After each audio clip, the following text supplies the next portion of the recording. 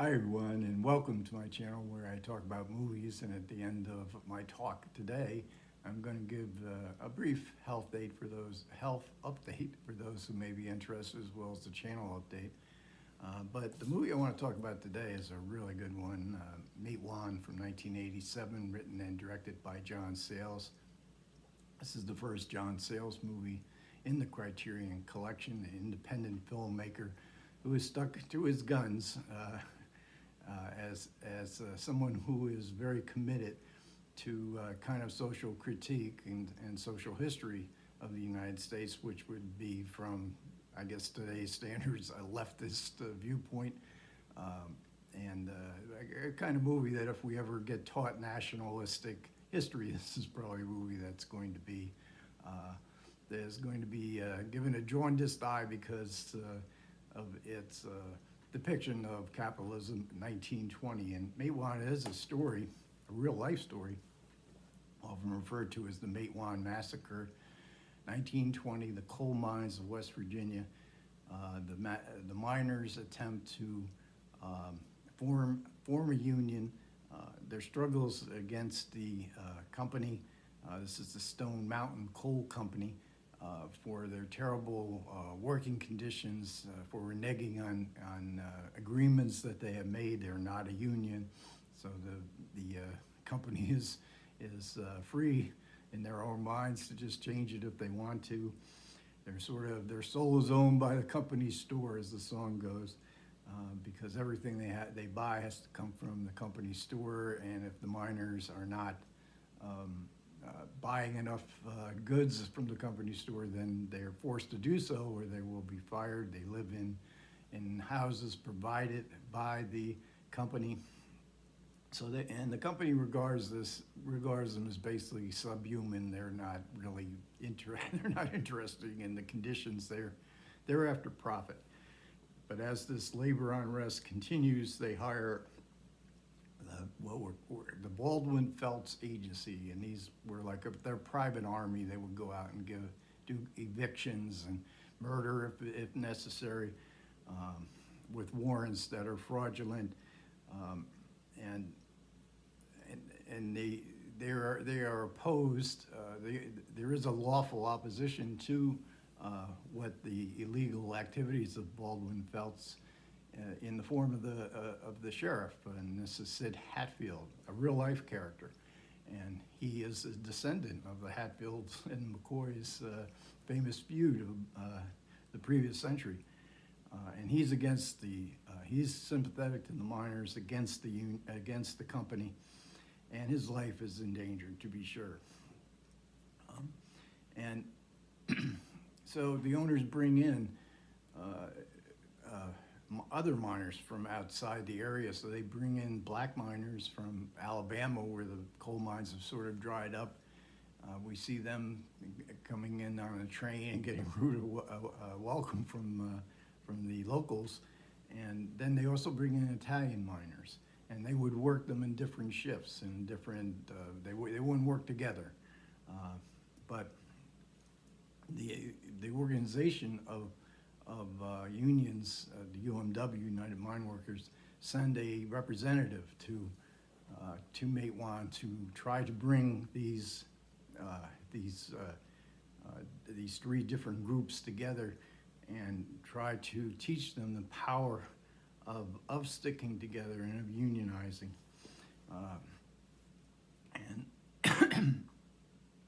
And so all this is basically labor history. And who cares about labor history in the United States? I mean, this is not, I don't think many people care about history at all anymore in the United States, but certainly labor history, unionizing, would not be, even in 1987, the height of the Reagan capitalist, worshiping, this would be passé and something to be forgotten. But especially today, I mean, it's just totally forgotten of how the workers at one point in history had to fight against the wealthy and powerful.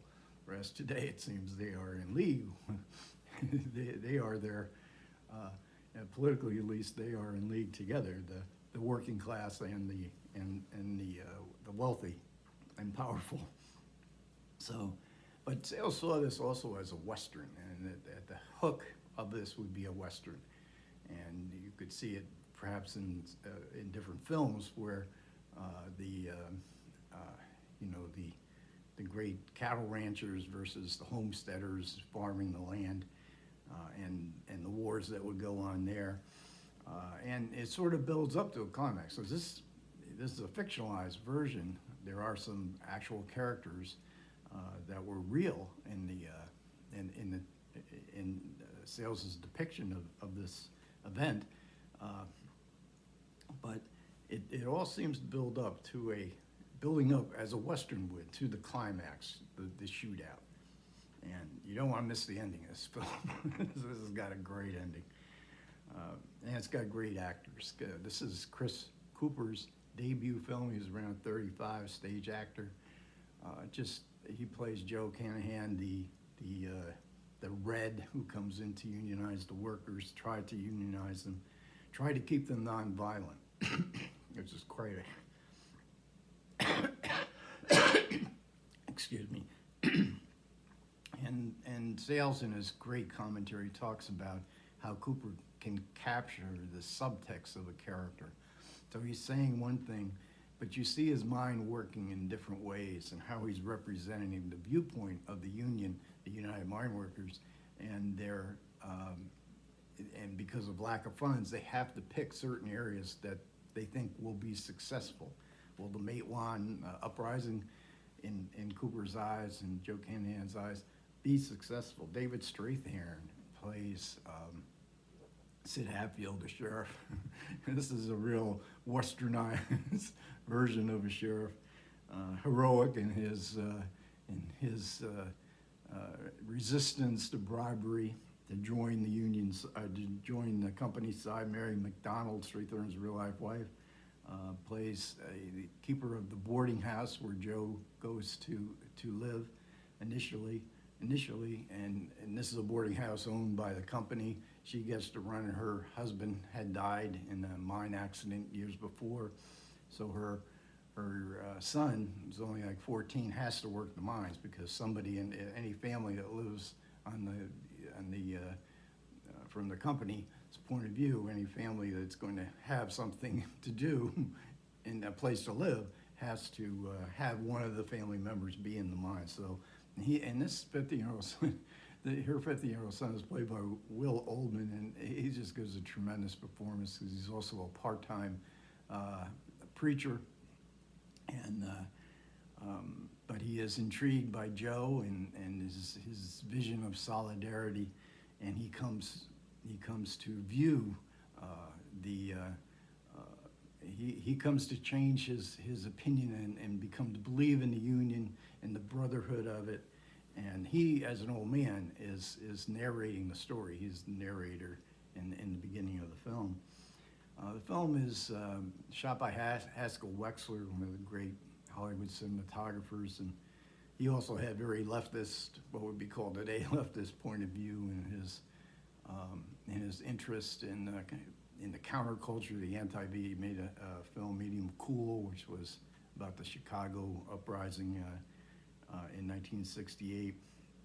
But he's just amazing. He's on the commentary with John Sayles, and so he comes in every once in a while to explain how he shot various scenes, and very inventive. And he and his crew were,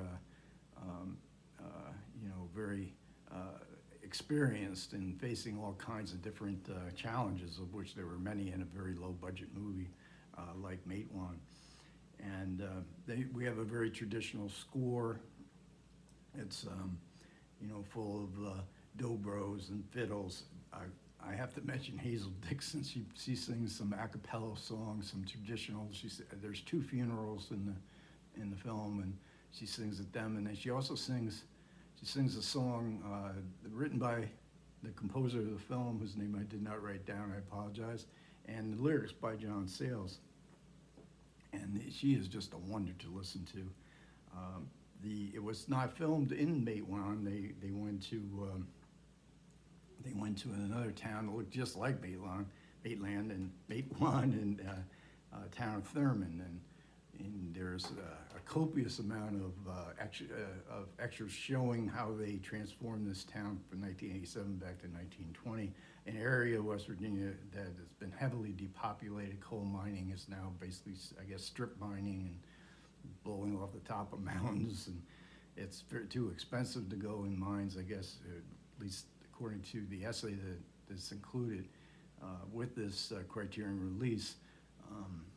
So these areas, I think in the town of Thurman where they filmed, I think there's only 5 people still living in that town. So I mentioned the commentary, which is just extraordinary, by Sayles, and they, after the commentary is over, they included Haskell Wexler's his view of Sayles' comment, Jesus Christ, John, that was absolutely fantastic, because Sayles, and he wrote a book. There's a book out, I think, that came out along with when the movie came out, that the making of the film, Sayles recounting making of the film and the history of the film, and Sayles is an autodidact. He wants to know everything there is to know, and there's a lot more to know today in the town of MATEWAN, also depopulated but bigger than Thurman. There is a mining museum that is preserving the history of mining and the struggles that the miners had to unionize. So highly recommend it, MATEWAN. Hopefully there'll be some more John Sayles movies coming into the Criterion collection. Now a brief update, health update. As some of you may know, I put my channel on pause after 3 years of doing maybe 3 videos a week. I put my channel on pause because I had been diagnosed with prostate cancer. I had about 9 weeks of radiation, and I was going to restart the channel, and then another unrelated cancer popped up just 2 months later. Non-smoker's lung cancer. I've never smoked a cigarette in my life, but I have lung cancer, and it has spread from the right lung. It's kind of a diffuse, very strange kind of cancer, but it's requiring chemotherapy. So I've done about 5, I think, every 2 weeks I go for chemotherapy. And the result of these illnesses has been very much fatigue. I have so far evaded any serious side effects, but fatigue, of course, is difficult to do YouTube channel when you're constantly feeling fatigued. But I want to keep going, and it's not only the fatigue, but also this kind of loss of. It's difficult to maintain an enthusiasm. I'm a person who believes in enthusiasm, and I need it. And it's hard to do a YouTube channel if you don't feel enthusiasm. But I do want to keep going. I'd hope to do maybe 1 a week. My current schedule is 1 a month, and there are times, when I feel pretty good, and I have to take advantage of those times. And hopefully the channel will get back on some kind of more regular schedule with a few more videos than what I'm currently able to produce. So next up is going to be Robert Altman's amazing revisionist Western, McCabe and Mrs. Miller. Did Haskell Wexler film this? I think he may have filmed this one too. It has a very strange, very unique look. It's a very experimental cinematography and, as I say, a revisionist Western. Okay, thanks a lot for everybody who managed to listen. I do appreciate it, and I continue to thank. I thank all my subscribers and the comments from others that of support for me continuing the channel, and that's exactly what I'm going to try to do. Okay, take care.